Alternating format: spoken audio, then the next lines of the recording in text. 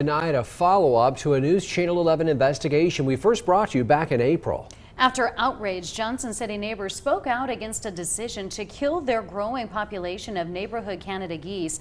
Ashley Sharp reports how their voices were heard. Josh, Sarah, this stems from a March decision by the Hunters Lake Neighborhood Homeowners Association Board voting to obtain a USDA permit to round up and kill the Canada geese on the neighborhood's lake. As we found out today, the board has now reversed that decision.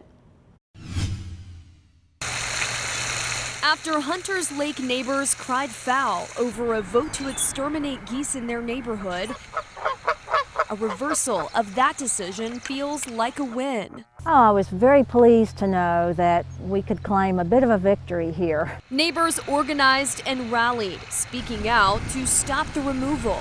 Let's be just a little bit more tolerant and try to coexist. In March, the board voted to seek out a permit from the USDA, which allows the corralling and lethal gassing of the federally protected Canada goose. It came as a shock to many neighbors. That's really been a revelation to a lot of people.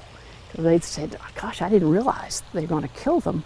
Just the idea of the roundup and the idea that they are gassed just because it's an inconvenience for people who aren't happy about an occasional goose dropping. In a statement to neighbors and following an April News Channel 11 report, the board yesterday reversed their stance, saying the current situation does not warrant the engagement of the USDA. The board has approved additional wildlife management strategies, so the lake's areas are usable by the walkers while we coexist with wildlife. We can't expect that we're going to be in total control of that environment.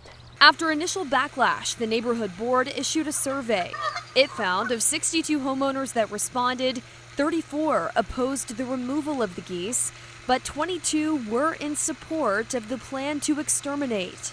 The majority of the people who responded were in favor of them reconsidering this and going back on their decision. Carson and Frederick say now they want the board to officially rescind their previous vote approving the roundup. Now, the board added in their statement that to date, the goose population has significantly reduced in the neighborhood as a result of a number of mitigation efforts that were already in place.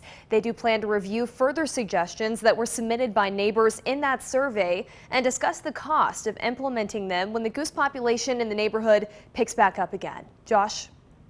Ashley Sharp, thank you. Now, beyond the statement sent out to neighbors, the board president told News Channel 11 they did not want to comment further on the matter when we contacted them today.